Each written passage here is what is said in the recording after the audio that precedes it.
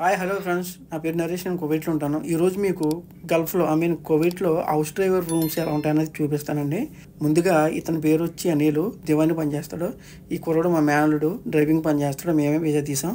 ఈయన మా బావగారు, ఈయన కూడా డ్రైవింగ్ పని చేస్తారు. ఇప్పుడు మీకు చూపించిన ఇద్దరు కూడా వీజా తీసింది ఈయనే, మా బావగారే.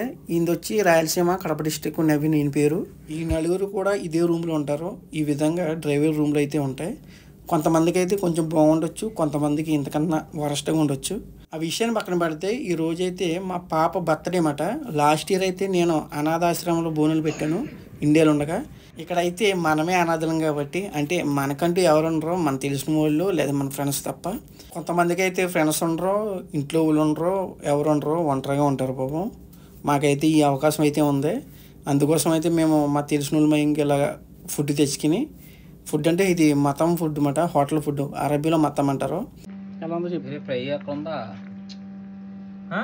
అది ఫ్రైయా తీసుకుంటావా? ఇదో ఒకటే సేమ్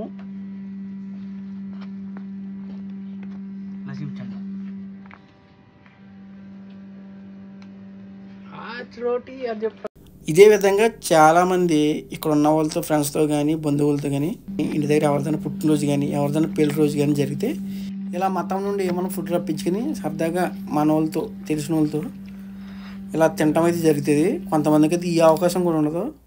ఈ విధంగా అయితే కోవిడ్లో గల్ఫ్లో డ్రైవర్ లైఫ్ స్టైల్ ఉంటుంది. బయట పని చేసే వాళ్ళకి కొంతమందికి ఇంతకంటే భయంకరంగా ఉంటుంది పరిస్థితి. అంటే ఇంకంతకన్నా చిన్న రూములు ఉంటాయన్నమాట. ఫుడ్ అయితే తినడం అయిపోయింది. తర్వాత చూడండి, రూమ్ అయితే క్లీన్ చేసుకుంటున్నాం. ఇలా రూమ్ క్లీన్ చేసుకున్న తర్వాత ఇదే విధంగా దివానీలో పని కూడా ఉంటుంది. దివానీ అంటే హాల్, పెద్ద హాల్ లాంటిది ఉంటుంది. ఆ హాల్లోకి గెస్ట్లు కానీ, ఫ్యామిలీ మెంబర్స్ కానీ, లేకపోతే ఆ ఇంట్లో వాళ్ళు కానీ వచ్చి సాయి గవా తాగుతారు. వాళ్ళకి సాయి గవా ఇచ్చి ఇలాగా మార్నింగ్ కానీ నైట్ కానీ దివానీ క్లీన్ చేసుకోవాలి, హాల్ని క్లీన్ చేసుకోవాలన్నమాట. దాన్ని దివానీ పని అంటారన్నమాట. ఓకే, చూడండి మా వాడు క్లీన్ చేస్తున్నారు మిషన్ తోటి. మేమైతే ఫుడ్ అయితే తినేసాం, సర్దేసుకుంటాం అన్నమాట.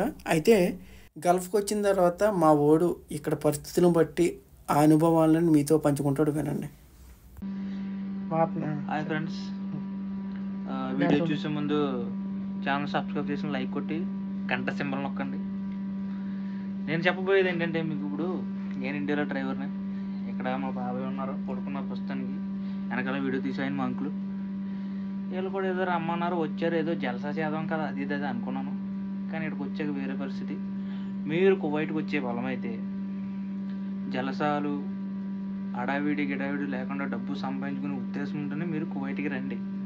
అంతే తప్ప నేను ఇలా కాల్ వేస్తాను, నాకన్నా దమ్ము ఉన్నవాడు ఎవడలేడు అంటే కువైట్లో దెంగదు ఎవరికైనా. నేను కూడా అలాగే ఎగిరి ఇంటికాడే వచ్చాను. ఇక్కడికి వచ్చాక ఈ పరిస్థితి, వాతావరణం అంతా తెలుసుకున్న తర్వాత డబ్బు విలువ, ఎంత కష్టపడితే కష్టం తగ్గట్టు విలువ డబ్బు వస్తుంది. ఇక్కడ ఈ రోజులు ఆడైనా డబ్బు ఉంటేనే లెక్క చేస్తారు.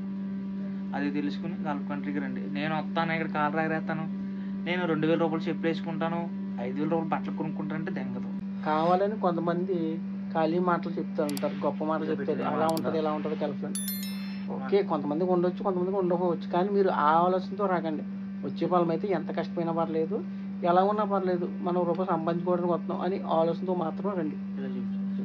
అన్నలో ఇంకోటి చెప్పాల్సింది ఏంటంటే, ఎవరో ఏదో అఫీషియల్గా బట్టలు వేసి ల్యాండ్ క్రూజరు, BMW, డాజీ ఈ కార్ల ముందు పెడతారు కదా. మా వాడు BMW బెంజ్ తోలుతాడు, అడి కార్ కూడా తోలుతాడు. మా బాబాయ్ అయితే GMC సూపర్ మాల్. ఏకంగా 2 కార్లు కలిపితే ఎంత పెద్ద బండి ఉంటుంది, అంత పెద్ద బండి తోలుతారు. 15 మంది వెళ్ళిపోతారండి. నేను తోలేదు ల్యాండ్ క్రూజర్ ప్రాడు. అంత అఫీషియల్గా తోలుతాం ఎన్ని బళ్ళు అయినా సరే. కానీ దాని వెనకాల మేము పడే కష్టం వేరు. ఇప్పుడు టైం ఎంత అవుతుంది చూడండి.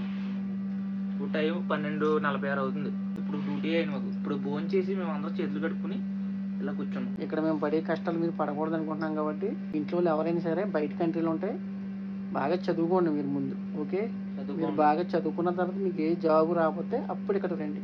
ఇంకొక లాస్ట్ చాయిస్ ఇది మీకు. ఇంకొకటే ఫ్రెండ్స్, మా అమ్మ కోయిట్లో ఉంది, మా నాన్న కోయిట్లో ఉన్నాడు, నేను బెదిరింతాను, మా అమ్మ వాళ్ళు అది కొనేస్తారు, ఇది కొనేస్తారు. ఇక్కడ ఒక 100 దినార్లు వడ్డీ తీసుకుంటే నెలకు ఎంత వడ్డీ అవుతుందో తెలుసా? 7 దినార్లు అంటే మన ఇంటి డబ్బులు ఇంచుమించు 2000 దగ్గర. నీకు వచ్చే 25,000కి 2000 వడ్డీ అవుతుంది నెల. ఎప్పుడైనా సరే చదువుకుని నీట్గా బతకడానికి ట్రై చేయి. అమ్మ నాన్న మీద ఎక్కువ ఆధారపడ్డావు అనుకో, తర్వాత నువ్వే నష్టపోతావు.